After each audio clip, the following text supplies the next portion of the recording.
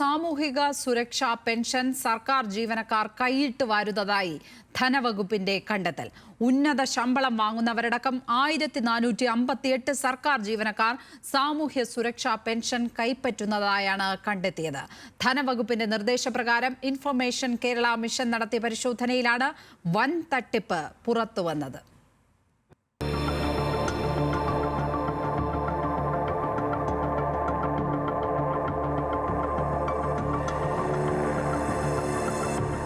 മാസം 1600 രൂപ.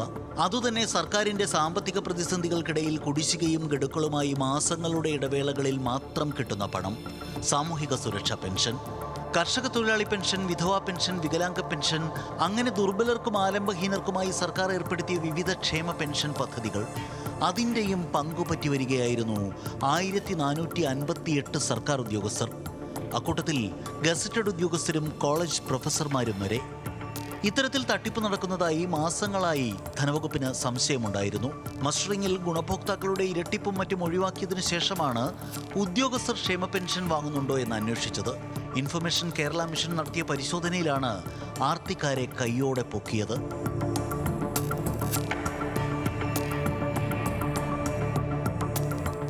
കൂട്ടത്തിൽ 2 പേർ കോളേജ് അസിസ്റ്റന്റ് പ്രൊഫസർമാർ. ഒരാൾ തിരുവനന്തപുരം ജില്ലയിലെ സർക്കാർ കോളേജിലും രണ്ടാമത്തെയാൾ പാലക്കാട് ജില്ലയിലെ സർക്കാർ കോളേജിലും ജോലി ചെയ്യുന്നു.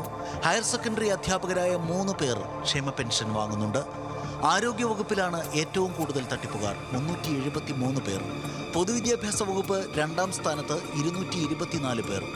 മെഡിക്കൽ എഡ്യൂക്കേഷൻ വകുപ്പിൽ 124 പേരും, ആയുർവേദ വകുപ്പിൽ 114 പേരും, മൃഗസംരക്ഷണ വകുപ്പിൽ 74 പേരും, പൊതുമരാമത്ത് വകുപ്പിൽ 47 പേരും ക്ഷേമ പെൻഷൻ വാങ്ങുന്ന സർക്കാർ ജീവനക്കാരാണ്.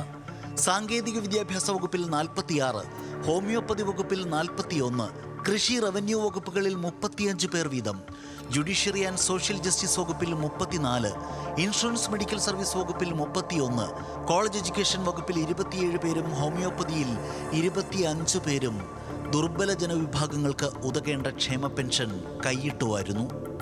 അങ്ങനെ ആകെ 55 വകുപ്പുകളിലായാണ് ഈ 1458 പേരുടെ അത്യാർത്തിപ്പട. അനധികൃതമായി കൈപ്പറ്റിയ പെൻഷൻ തുക പലിശയടക്കം തിരിച്ചുപിടിക്കാൻ ധനവകുപ്പ് നിർദ്ദേശിച്ചു. കുറ്റക്കാർക്കെതിരെ കർശന അച്ചടക്ക നടപടി സ്വീകരിക്കുമെന്നും ധനമന്ത്രി KN ബാലഗോപാൽ അറിയിച്ചു. എനിക്ക് മറ്റു വരുമാനമില്ല, എനിക്ക് ഇല്ല, ഞാൻ എലിജിബിൾ ആണെന്ന് പറഞ്ഞിട്ടാണല്ലോ ഈ പണം വാങ്ങുന്നത്. അത് സർക്കാരിൻ്റെ ശമ്പളം വാങ്ങുന്ന ഒരാൾ വാങ്ങുക എന്ന് പറഞ്ഞാൽ ഒന്നാലോചിച്ച്, നല്ല വരുമാനമുള്ള ഒരാൾ അത് വാങ്ങിയാലും പ്രശ്നമാണ്.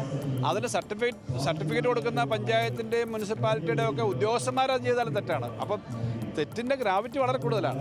അനർഹരായവരെ കണ്ടെത്താൻ വിവിധ തലങ്ങളിലുള്ള പരിശോധന തുടരാനാണ് ധനവകുപ്പിന്റെ തീരുമാനം.